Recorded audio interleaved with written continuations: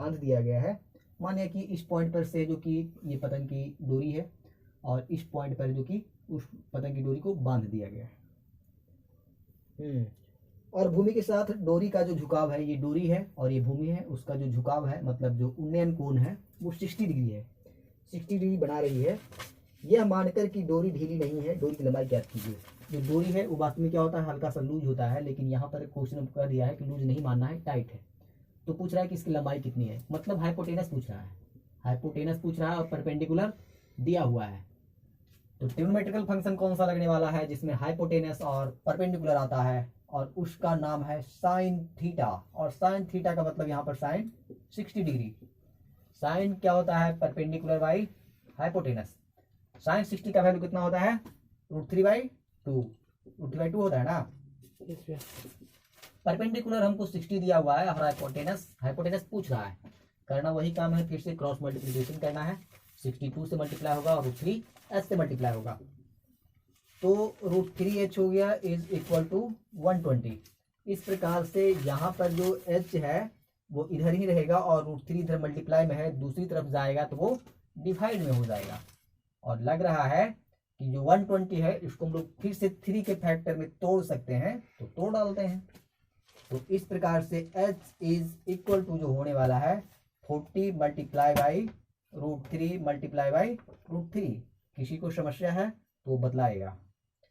3 के फैक्टर में तोड़ना जरूरी है।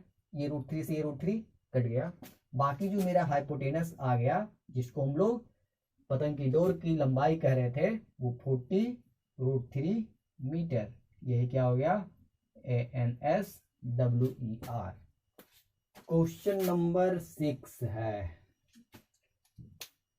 इसमें कह रहा है 1.5 मीटर लंबा एक लड़का है जो कि लंबाई उसकी है 1.5 मीटर।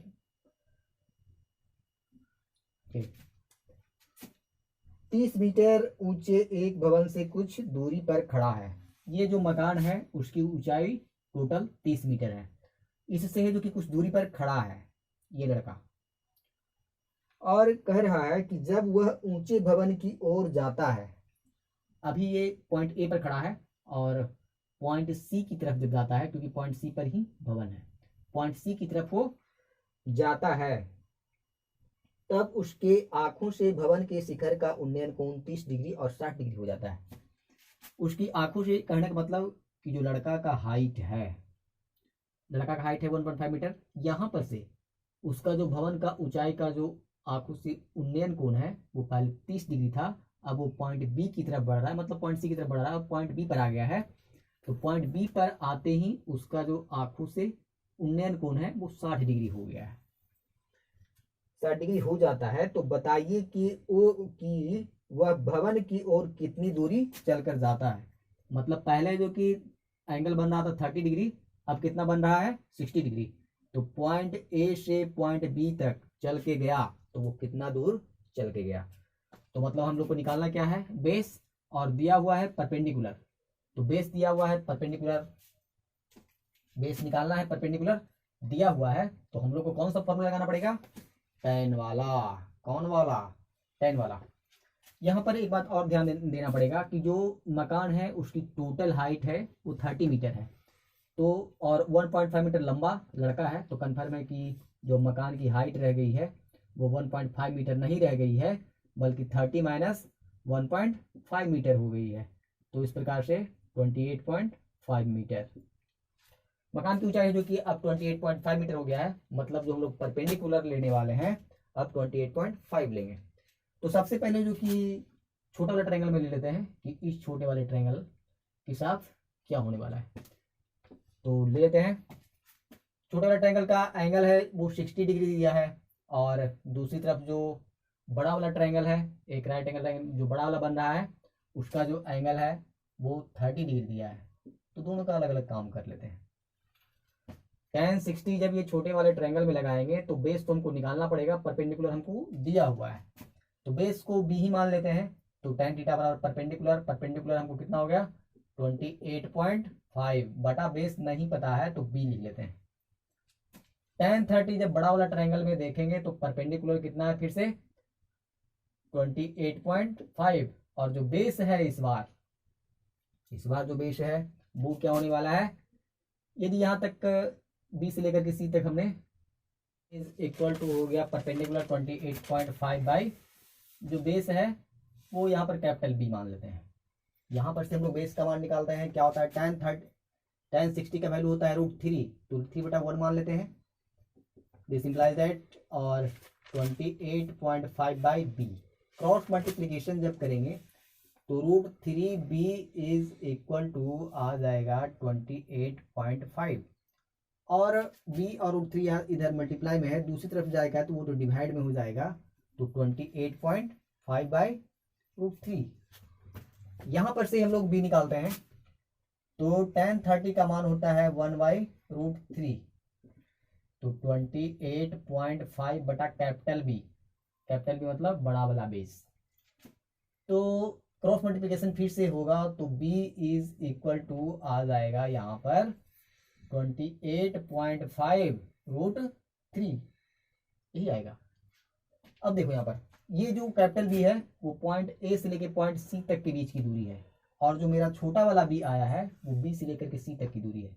मतलब बड़ा वाला दूरी में से यदि ये छोटा वाला दूरी घटा दें तो कंफर्म है कि ये छोटा वाला दूरी निकल के आ जाएगा।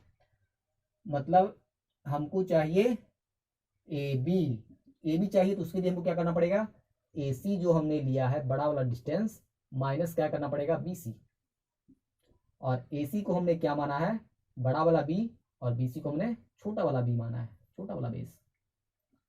जो बड़ा वाला बी है उसका वैल्यू आया है 28.5√3, और माइनस जो छोटा वाला बी है उसका वैल्यू आया है 28.5/√3। चलो यहाँ पर भिन्न का घटाव हो गया, और हम लोग देखते हैं आगे क्या होने वाला है। दोनों का एलसीएम लेंगे तो यहाँ पर एलसीएम √3 आ गया, √3 को 1 से डिवाइड करेंगे तो √3 ही आएगा, और √3 को जब इससे मल्टीप्लाई करेंगे तो 28.5 मल्टीप्लाई बाई 3, √3 ये वाला और √3 ये वाला गुना होकर के 3 हो गया, माइनस है तो माइनस डालेंगे 28.5 मल्टीप्लाई बाई 3 क्या होने वाला है, 5 × 15 और 8 × 24, 1 25 के 5, बाकी 2 बच गया, 3 दूना 6 और 2 8, 85.5 माइनस 28.5 बाई √3। जब इसको घटाएंगे, चलो यहां पर घटा लेते हैं, जब इसको घटाएंगे तो 0.5 से जाएगा तो 0 बच जाएगा, 15 में से 8 जाएगा तो 8 7 15, ये हो गया, 7 में से 2 जाएगा 5, 57/√3। क्या 57 जो है उसको 3 के फैक्टर में तोड़ा जा सकता है, जरूर तोड़ा जा सकता है। कितना बार के कटने वाला है, 19 मल्टीप्लाई बाई √3 मल्टीप्लाई बाई √3, 19 का 19, 19 दूना 38, 19 दिया 57 बटा में √3। ये फैक्टर में कैसे टूट रहा है वो पता चल गया होगा कि जो 57 है उसको हम लोग क्या लिख सकते हैं 19 मल्टीप्लाई बाई 3, और 3 को हम लोग क्या लिख सकते हैं √3 गुना √3, इसलिए लिखा ताकि आराम से कट जाए। और जो हमारा निकल करके चमचमाता हुआ आंसर आ गया वो 19√3, यदि मीटर में है तो मीटर में आंसर। मतलब हमको कितना दूर चलना पड़ेगा, 19√3 मीटर दी हम लोग चलते हैं पॉइंट ए से बी की तरफ। तो जो मेरा उन्नयन कोण पहले 30 डिग्री था अब बढ़कर कितना हो जाएगा 60 डिग्री हो जाएगा। Next question, question number 7। इसमें कह रहा है कि भूमि के एक बिंदु से एक 20 मीटर ऊंचे भवन के शिखर पर लगी एक संचार मीनार के तल और शिखर का उन्नयन कोण क्रमशः 45 और 60 है, तो मीनार की ऊंचाई ज्ञात कीजिए।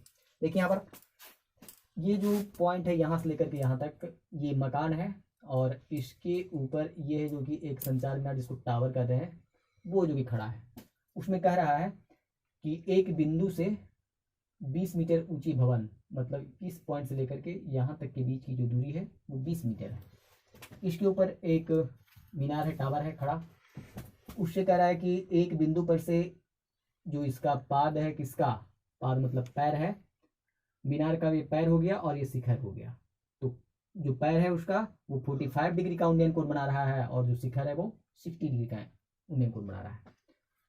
तो मीनार की हाइट ये वाली पूछ रही है, वो कितनी होने वाली है। तो कन्फर्म है कि हम लोग को पता क्या क्या है, परपेंडिकुलर पता है, तो बेस निकालना पड़ेगा, क्योंकि दोनों ट्रायंगल में यहाँ पर दो राइट एंगल ट्रायंगल बन रहा है, तो यहाँ पर बेस परपेंडिकुलर दिया हुआ है, तो बेस निकालना पड़ेगा सबसे पहले छोटे ट्रायंगल के लिए। तो निकाल लेते हैं।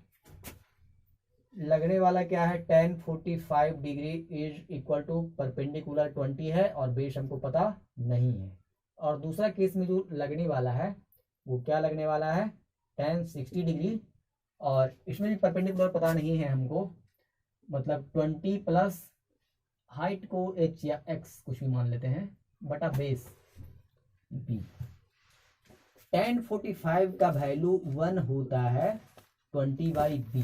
1 का मतलब 1/1, और फिर से यहाँ पर क्रॉस मल्टीप्लीकेशन करेंगे तो b गुना 1b इज इक्वल टू 20। मतलब जो बेस है वो मेरा आ गया है 20। तो बेस 20 आ गया है, तो यहाँ पर हम लोग 20 डाल देंगे। tan 60 का वैल्यू होता है √3, और इस प्रकार से 20 प्लस x/20, √3 का मतलब हो गया √3/1। क्रॉस मल्टीप्लीकेशन फिर से करना पड़ेगा, और इस प्रकार से 20 plus x is equal to 20√3।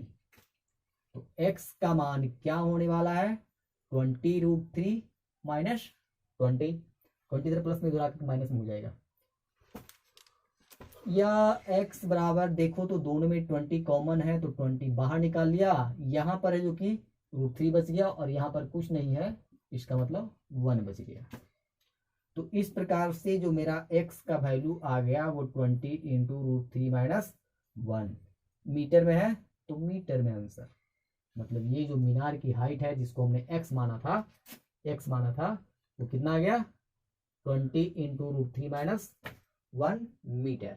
यही हो गया आंसर।